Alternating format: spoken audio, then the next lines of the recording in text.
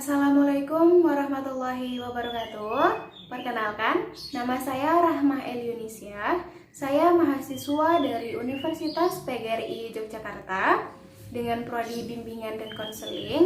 Di sini saya akan menjelaskan tentang rancangan kegiatan layanan bimbingan dan konseling yang akan diberikan kepada Yayasan Ashifa Boarding School dalam rangka PPL BK luar sekolah. Baik, kita langsung saja kepada poin yang pertama. Yang pertama yaitu ada identifikasi kebutuhan layanan dari hasil analisis permasalahan dan pengembangan SDM. Nah, sesuai dari data yang telah penulis kumpulkan dengan melakukan metode wawancara dan observasi langsung kepada Yayasan Ashifa Boarding School, di mana permasalahan yang sering terjadi selama 1 tahun terakhir ini adalah adaptasi antara Yayasan Ashifa Boarding School dengan masyarakat sekitar yang bersifat heterogen. Nah, masyarakat heterogen itu sendiri apa sih? Masyarakat heterogen adalah suatu masyarakat yang berada di suatu daerah atau di suatu tempat yang dimana di dalamnya terdapat berbagai jenis suku, berbagai jenis kebudayaan dan berbagai jenis agama yang dianut dan diyakini oleh masyarakat yang berada di sekitar. Nah, di sini Yayasan Ashifa Boarding School itu mencoba untuk beradaptasi dengan masyarakat heterogen yang memiliki sifat yang memang berbeda-beda latar belakangnya, entah itu dari latar belakang kebudayaannya atau bahkan latar belakang dari keagamaannya pun. Nah, di mana penulis akan menggunakan layanan bimbingan kelompok dan teknik diskusi kelompok sebagai pelaksanaan dari layanan yang akan diberikan kepada Yayasan Ashifa Boarding School.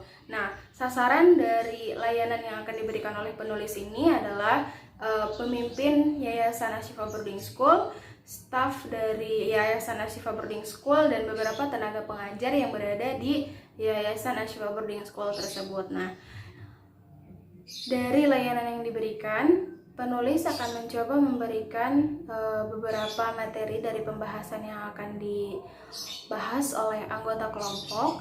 Yang pertama yaitu ada materi tentang social responsibility. Nah, social responsibility itu seperti apa?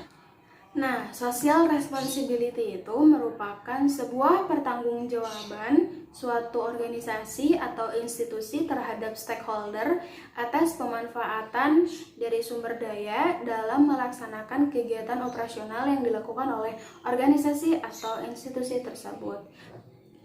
Nah, meskipun Yayasan Ashifa Boarding School merupakan lembaga di luar pemerintah, tetapi social responsibility merupakan suatu kewajiban atau keharusan yang dilaksanakan oleh suatu organisasi atau institusi dalam pemanfaatan sumber daya dari sekitar masyarakat tersebut.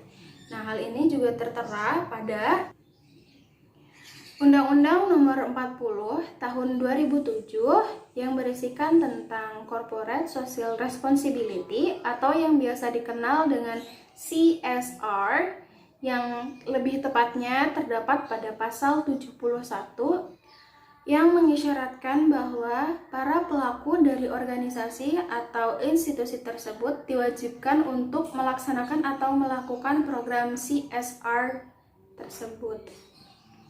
Nah, untuk materi yang kedua yang akan diberikan yaitu memahami dan mengenali nilai sosial atau norma sosial yang terdapat pada masyarakat tersebut. Nah, di sini Yayasan Ashifa Boarding School harus mengetahui atau memahami lebih dalam tentang norma dan nilai dari kemasyarakatan tersebut atau kebudayaan serta juga agama yang berada di masyarakat tersebut. Nah, untuk metode pelaksanaannya yaitu dengan menggunakan diskusi kelompok seperti yang sudah dijelaskan oleh penulis di awal tadi.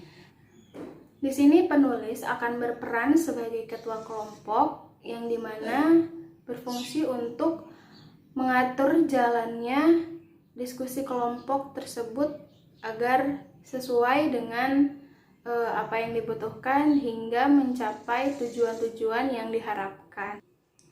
Tahap yang pertama yaitu ada tahap pembukaan atau tahap perkenalan. Nah, di sini anggota kelompok dengan ketua kelompok memperkenalkan diri masing-masing dan mengutarakan tujuan atau harapan-harapan yang ingin dicapai oleh seluruh anggota kelompok tersebut. Nah, selain itu, pemimpin kelompok juga menjelaskan tentang bagaimana itu bimbingan kelompok atau diskusi kelompok, juga menjelaskan tentang aturan atau cara main atau cara berlangsungnya pelaksanaan dari diskusi kelompok tersebut. Nah, selain itu juga pemimpin kelompok akan menjelaskan tentang asas kerahasiaan yang dimana memang asas kerahasiaan ini merupakan asas yang berada pada bimbingan kelompok ini agar semua permasalahan yang terjadi atau semua permasalahan yang akan diutarakan oleh seluruh anggota kelompok tidak diketahui oleh orang lain.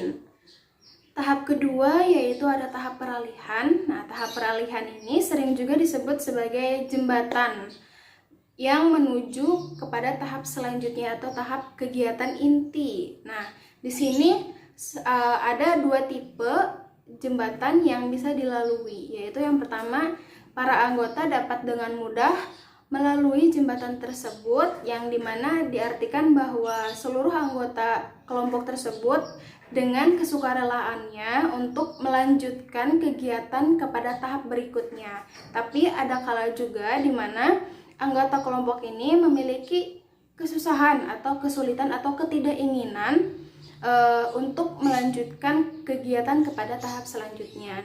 Nah, dalam hal ini pemimpin kelompok dengan gaya kepemimpinannya yang khas membawa atau mengiring, mendorong para anggota kelompok untuk meniti jembatan tersebut dengan baik. Selanjutnya yaitu ada tahap kegiatan. Tahap kegiatan ini sering juga disebut dengan tahap inti dari kegiatan bimbingan kelompok yang dilaksanakan oleh pemimpin kelompok dan para anggotanya. Nah, di sini karena memang topik dari pembahasan yang dibahas dalam kelompok tersebut telah ditetapkan oleh pemimpin kelompok, maka dengan itu tahap ini berisikan tentang opini atau beberapa pendapat dari para anggota kelompok dalam menangani atau untuk menangani permasalahan yang sedang dihadapi oleh atau yang sering terjadi oleh Yayasan Ashifa Boarding School. Nah, dari sini beberapa opini tersebut atau opini-opini tersebut perlunya mendapatkan perhatian yang seksama dari pemimpin kelompok. Nah, selanjutnya yaitu ada tahap pengakhiran. Di sini tahap pengakhiran merupakan tahap akhir dari kegiatan kelompok yang dilaksanakan.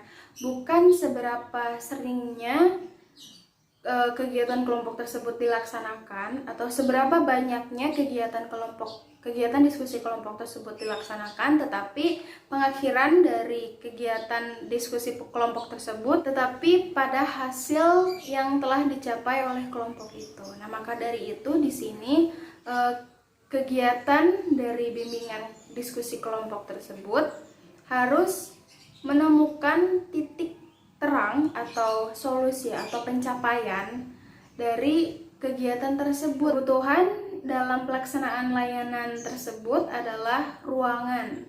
Di sini penulis membutuhkan ruangan yang nyaman untuk melaksanakan kegiatan tersebut dan beberapa data dari permasalahan yang dibahas.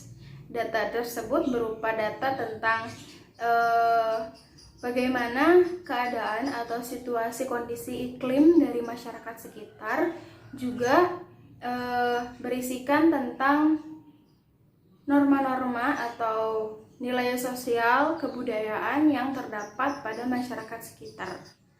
Oke, mungkin cukup sekian dari rancangan kegiatan layanan bimbingan konseling yang diberikan oleh penulis kepada Yayasan Ashifa Boarding School.